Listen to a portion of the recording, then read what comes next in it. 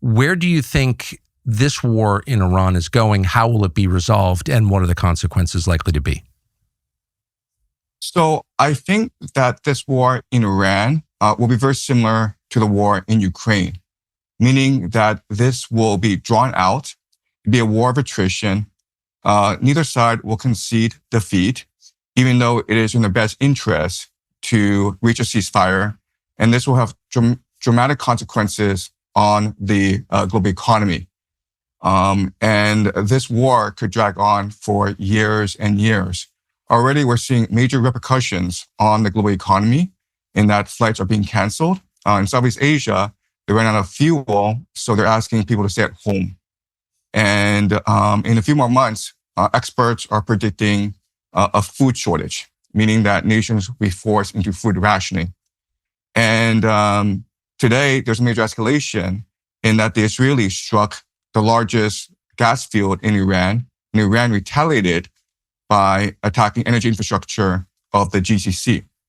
And Iran has stated that its purpose, its goal, its strategy is to move oil to $200 a barrel, which will have a really significant impact on the global economy because the entire global economy is based on access to cheap energy.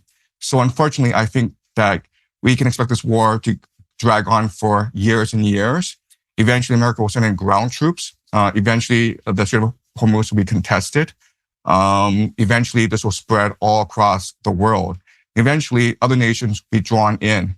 So Saudi Arabia is thinking about declaring war on Iran. And Saudi Arabia has a mutual defense pact with Pakistan. So Pakistan will be drawn into this war. So things are spiraling out of control. And just recently, Ali Larijani, who is the de facto head of the Iranian war effort, was assassinated. And he was a pragmatic elder statesman in Iran who had the authority to negotiate a ceasefire. Now that he's gone, there really is no more off-ramp. So both sides are committed to a long war of attrition, and the consequences for the entire global economy are quite dire. That is, I wouldn't say that's the worst case scenario. The worst case scenario would include a nuclear strike by one or more actors and the destruction of the Aqsa Mosque complex in Jerusalem, which would spark a religious war. So that's as bad as it could get, but you've just described one step before the worst, which is protracted, destructive, impossible to stop. So my question is, because there are so many global players, big global players, the US and China, I think, who would be hurt by this, why is there not an incentive to get it settled quickly, and why can't that happen? Right. So once this war starts, it achieves a momentum and a logic of its own. So the United States doesn't really have an off-ramp, meaning that if it tries to negotiate a ceasefire with Iran would ask for reparations, about $1 trillion, basically. It would ask for the United States to leave the Middle East permanently to ensure its long-term survival. If the United States were to do that, then the GCC nations would collectively become client states of Iran, because only Iran can guarantee their safety, as well as use of the Strait of Hormuz. The GCC is the basis of the petrodollar. So what the GCC does is it sells oil in US dollars and then recycles this money back into the American economy. So if the GCC were to abandon the petrodollar, then this would have severe repercussions on the American economy. Also, there'd be a chain reaction in that Japan and South Korea would look at what's happened in the Middle East and decide that the United States can no longer guarantee their safety. So they would have to remilitarize, and they would have to spend all the resources on adapting to the possible China threat. And then you have Europe, and then Europe would look at what happened in the GCC as well as in Southeast Asia, and they would be like, why are we fighting Russia? Wouldn't it be in our best interest to negotiate a peace treaty with Russia as soon as possible? What this would mean the collapse of the US dollar as a global reserve currency, remember that America is sitting on $39 trillion in debt. And so the American economy is a Ponzi scheme that relies on foreign nations to continually buy US dollars. So the US economy would not be able to withstand essentially American withdrawal from the Middle East. So the Americans are stuck where they are right now, unfortunately. What is the Chinese perspective on this? I mean, it seems like China has an interest in peace in the Persian Gulf with those 7 oil-producing countries. Why wouldn't China step in and try and settle this? So both the United States and China benefit from the status quo. And China has a vested interest in seeing a very quick solution to this war in the Middle East.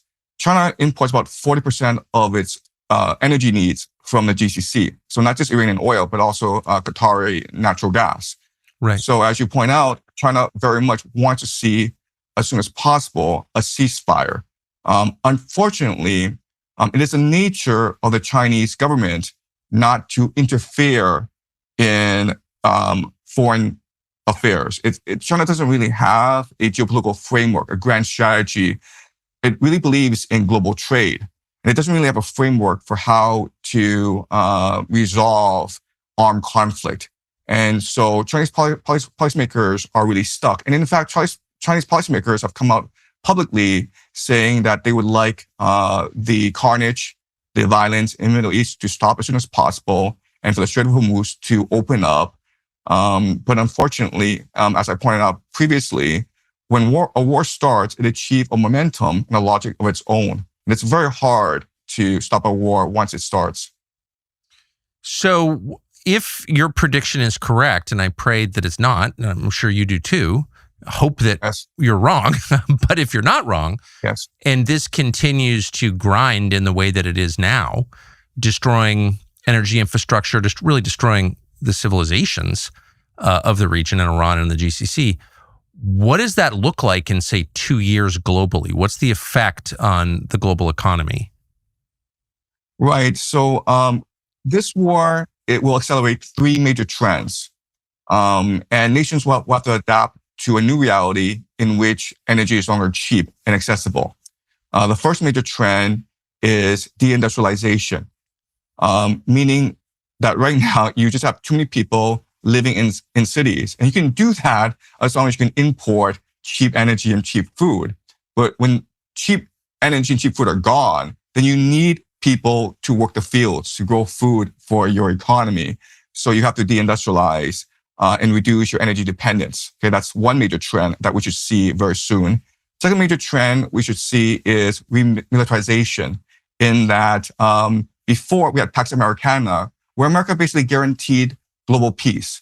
And America basically prevented nations from going to war against each other. So for example, Trump brokered a ceasefire between India and Pakistan because these two nations have much hostilities against each other. But now that America no longer has the aura of invincibility and ability, now that the American military does not come across as almighty, then America doesn't have the power to stop kids from attacking each other on the playground anymore. So nations have to remilitarize, especially nations like Japan, which before relied too heavily on American military protection. Okay, so that's number 2, the remilitarization of the world. And the third major trend we should see is mercantilism, meaning that now that global trade is disrupted, nations, especially advanced industrial nations such as Japan and Germany, they need to create their own independent, self-sufficient supply chains. Fortunately, America doesn't have this issue because the Western Hemisphere is extremely wealthy and abundant in natural resources. But if you are Japan and Germany, then you have to reach out and expand your borders if you are to maintain your industrial might. So these are the 3 major trends we should be seeing very quickly.